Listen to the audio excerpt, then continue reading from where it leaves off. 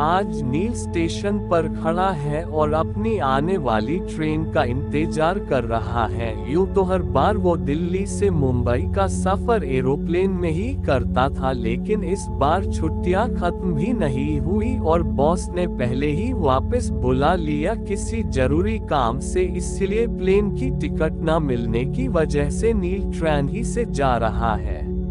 ठीक रात के 10 बजे हैं और ट्रेन भी अपनी तेज रफ्तार से दौड़ रही है और नील बहुत गहरी नींद में सो रहा है। इसी तरह रात के 12 का समय हो चुका है, तभी अचानक नील की आंख खुलती है तो उसे बहुत प्यास महसूस होती है। जून का महीना होने की वजह से प्यास लगना कोई बड़ी बात नहीं है। वो अपनी बोतल देखता है जो बिल्कुल खाली हो चुकी है।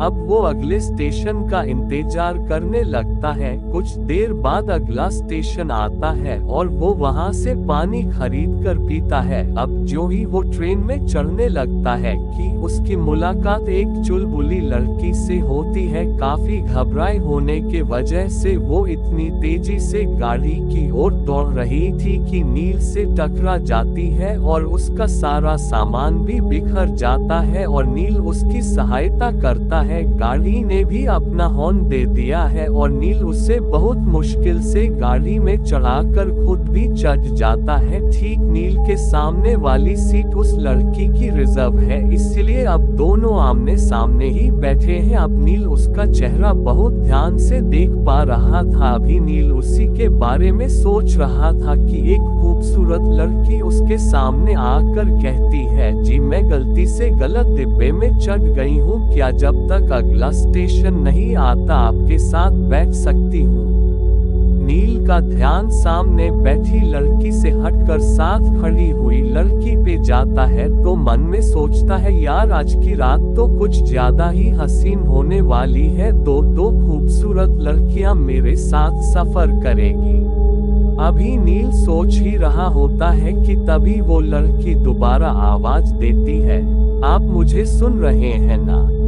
नील भी अपने ख्यालों की दुनिया से बाहर निकलता है और उसे अपने साथ ही बैठने को कहता है। अब नील चल पड़ता है एक सफर पर जहां आने वाले समय में क्या होने वाला है वो खुद भी नहीं जानता।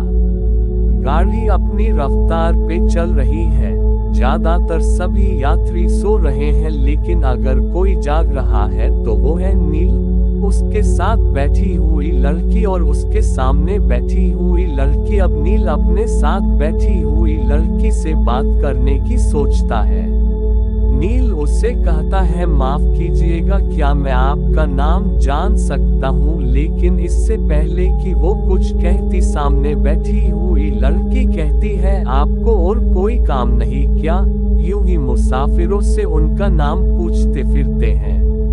तभी साथ बैठी हुई लड़की सामने बैठी हुई लड़की से कहती है, जी आप परेशान मत होए, मुझे अपना नाम बताने में कोई परेशानी नहीं है। ये कहकर वो अपने लंबे बिखरे हुए बालों को बड़ी ही नजाकत के साथ पीछे करती है और बोलती है, जी मेरा नाम मयूरी है। नील अचानक से ही बोल पड़ता है, आपकी तरह ही खूबसूरत है आपका नाम। उसकी बात सुनकर मयूरी कहती है, जी क्या कहा आपने? नील बात को बदलते हुए कहता है, जी मैं कह रहा था काफी खूबसूरत नाम है आपका। मयूरी उसे कातिल हंसी के साथ मुस्कुराकर देखती है और उसके थोड़ा करीब आकर बैठ जाती है। सामने बैठी हुई वो अनजान लड़की ये सब बहुत हैरान होकर देख रही है और इसी वजह से उसका चेहरा गुस्सा में है। नील ये सब देख रहा है और उससे कहता है, हेलो अपना मुंह तो बंद करो लड़की, मेरा नाम लड़की नहीं है, वो लड़की खींचकर कहती है। नील अब उसके करीब जाकर बैठ जाता है और उसकी आंखों में आंखें डालकर पूछता है, तो फिर क्या है तुम्हारा नाम? क्यों बताऊं? वो दूसरी तरफ अपना चेहरा घुमाकर कहती है तो नील भी मुस्कुराकर वापस अपनी सीट पर चला जाता है। सभी चादरदाने अपनी अपनी सीटों पर सोए हुए हैं। इस अंधेरी रात में बस ये तीनों ही हैं जो जाग रहे हैं। गाड़ी की छुक की आवाज भी इतनी रात के समय बहुत भयानक लग रही है। गाड़ी की रफ्तार बहुत तेज है, लेकिन एक ऐसी चीज है जिसकी रफ्तार रुक चुकी है और वो है घड़ी की रफ्तार। नील की घड़ी की रफ्तार रुक चुकी है, लेकिन ये बात वो खुद भी नहीं जानता। अभी तो वो ये सोचकर ही बहुत खुश है कि उसके साथ दो खूबसूरत लड़कियां बैठी हुई है। खिड़की से बाहर हिलते हुए पेड़ भी इस समय बहुत भयानक लग रहे हैं, लेकिन अभी नील को कुछ भी एहसास नहीं है। नील का सफर शुरू हो चुका था और ट्रेन भी अपनी गति में थी। वो फिर से अपनी सीट पे आकर बैठ गया है। मयूरी भी उसी के साथ बैठी हुई है। नील अपने फोन में समय देखता है तो ठीक 12:15 बजे है। एक बार तो उसे हैरानी होती है कि हद है, अभी सिर्फ 12:15 ही हुए हैं। ये समय इतना धीरे क्यों बीत रहा है? अभी वो ये सब मन में सोच ही रहा है कि तभी मयूरी उसे कहती है, भगवान का नाम लीजिए, समय अपने आप चलने लगेगा। नील चौंक कर मयूरी की ओर देखता है और उससे पूछता है, आपको कैसे पता कि मैं मन में क्या सोच रहा था? मयूरी एक बार फिर कातिल सी हंसी के साथ नील को देखती है और अपने खुले बालों में अपने हाथों को अदाओं के साथ घुमाते हुए कहती है, जी मैं फेस रीडिंग करना अच्छे से जानती हूँ और भी बहुत सी विधाओं का ज्ञान रखती हूँ मैं। अभी मयूरी की बात खत्म भी नहीं हुई थी कि नील उसके चेहरे के करीब अपना चेहरा लाते हुए कहता है, जी क्या प्रेम की विद्या का भी ज्ञान रखती है आप? इससे पहले कि मयूरी कुछ जवाब देती, सामने बैठी हुई लड़की फिर बोलती है, आपको लड़कियों से बात करने की तमीज नहीं है क्या? नील अब मयूरी से दूर होकर फिर से उससे बात करने लगता है और कहता है, बात तो मैं मयूरी जी से कर रहा हूँ, लेकिन आपको क्यों तकलीफ हो रही है? कहीं ऐसा तो नहीं मैं आपको भाव न देकर मयूरी जी से बात कर रहा हूँ इसीलिए जल रही है आप? इस बात से वो लड़की और भी ज्यादा गुस्सा हो जाती है और कहती है, आप इतने भी हैंडसम नहीं है कि मैं जलने लगूं। ये कहकर वो खिड़की से बाहर देखने लगती है और गुस्से में बिल्कुल खामोश से अपने बालों को ही झटके जा रही है। नील उसे देखकर मन में सोच रहा है, कुछ भी कहो, इस तीखी मिर्च पर ये गुस्सा बहुत जचता है। कितनी प्यारी लग रही है गुस्से में। कुछ देर तक खामोशी सी छा जाती है तीनों में। अब मयूरी पर्स में से एक माला निकालती है और मन में कुछ मंत्र जपने लगती है। नील और दूसरी लड़की उसे बड़े ध्यान से देख रहे हैं। अब नील से रहा नहीं जाता, वो मयूरी से पूछ ही लेता, क्या मैं जान सकता हूँ कि ये आप क्या कर रही हैं? मयूरी अपनी आंखें खोलती है और नील की ओर देखकर कहती है, जी मैं मंत्र पढ़ रही हूँ खुद की रक्षा के लिए। लेकिन आपको यहाँ किससे खतरा है जो आपको रक्षा की जरूरत है? एक बार फिर मयूरी के स्थान पर वो लड़की बोल पड़ती है, जी आपसे ही होगा। आजकल के समय में भूतों से ज्यादा खतरनाक तो इंसान ही हो गए हैं। मयूरी उस लड़की की बात बीच में ही काटते हुए गंभीर होकर बोलती है, माना कि इंसान आजकल के समय में बहुत खतरनाक है, लेकिन इसका मतलब ये नहीं है कि हम भूत प्रेत को कम समझें। मैं जानती हूँ वो होते हैं और जब उनसे सामना होता है तो जिंदगी से हाथ धोना पड़ता है। वैसे भी ये समय उस पिशाचिनी के आने का है। उसकी बातें सुनकर वो लड़की और नील अंदर तक कांप जाते हैं और गुस्से सी बने बड़ी बड़ी आंखों से मयूरी की ओर देखने लगते हैं। तभी बाहर बादल गरजने की बहुत भयंकर आवाज आती है, जिससे सामने बैठी हुई लड़की की चीख निकल जाती है। नील भी घबरा जाता है और उठकर उस लड़की के पास चला जाता है। नील उसे उसकी बोतल खोलकर पानी पिलाता है, जिसे पीकर अब वो कुछ नॉर्मल हो जाती है। पानी पीकर वो नील को धन्यवाद कहती है और बताती है, जी मेरा नाम आभा है, आपका क्या नाम है? नील अब उसे अपना नाम बताता है और वापस अपनी सीट पर आ जाता है। नील को थोड़ा गुस्सा आने लगता है और वो थोड़ा गुस्से में मयूरी से कहता है, देखिए प्लीज आप ऐसी अंधविश्वास वाली बातें करके हमें डराए ना, आपकी बातों से आभा डर रही है।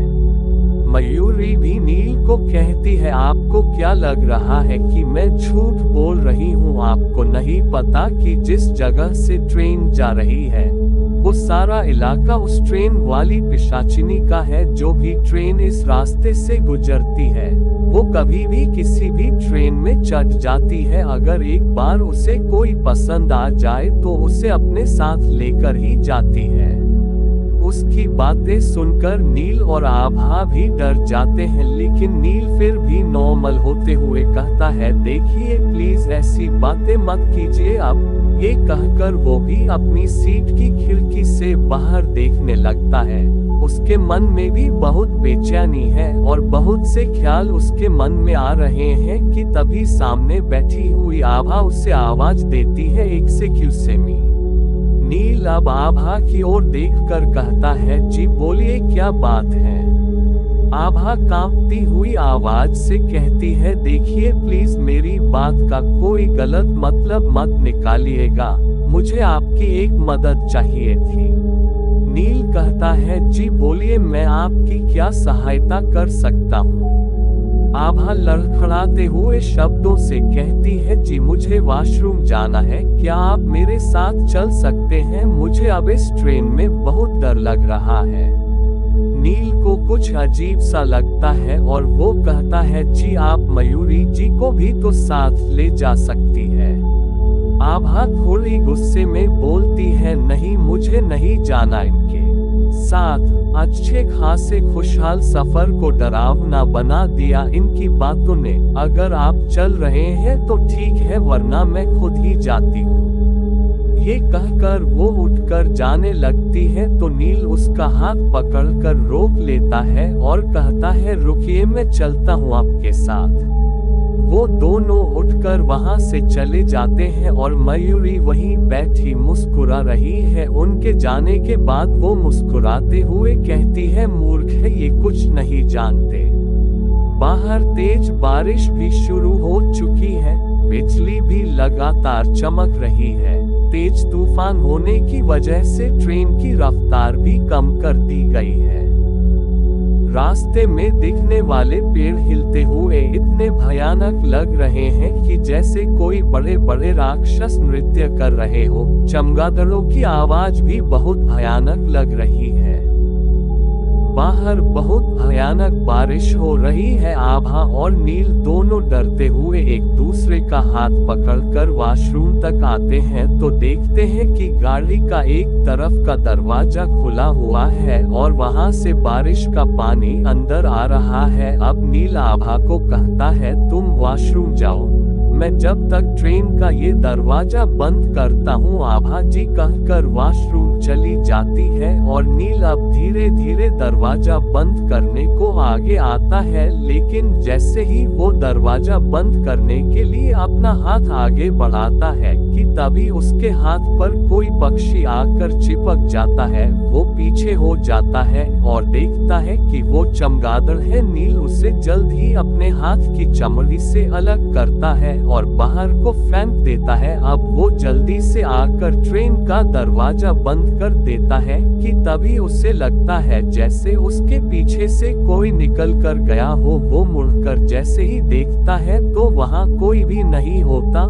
जिसकी वजह से नील बहुत घबरा जाता है। अब वो अपनी बाजू में दर्द महसूस करता है। वो अपनी बाजू देखता है जिसमें से खून बह रहा है जहाँ पर चमगादड़ चिपका था। अब नील अपना रुमाल निकाल कर जैसे ही अपनी बाजू पर बांधने लगता है, वैसे ही आभा आ जाती है। आभा नील से घबरा कर पूछती है, क्या हुआ, ये खून कैसे बह रहा है आपके हाथ से?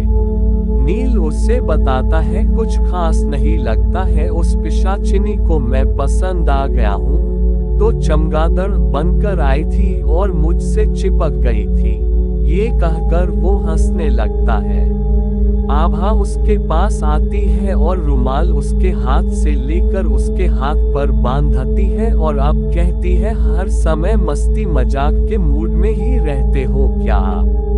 नील कुछ नहीं कहता और उसे इस तरह उसकी परवाह करते हुए देखता रहता है। जब आभा उसे इस तरह प्यार से अपनी ओर देखते हुए देखती है तो थोड़ा शर्मा जाती है और वहां से जाने लगती है, लेकिन नील तभी उसका हाथ पकड़कर अपनी ओर खींच लेता है और उसे अपने गले लगा लेता है।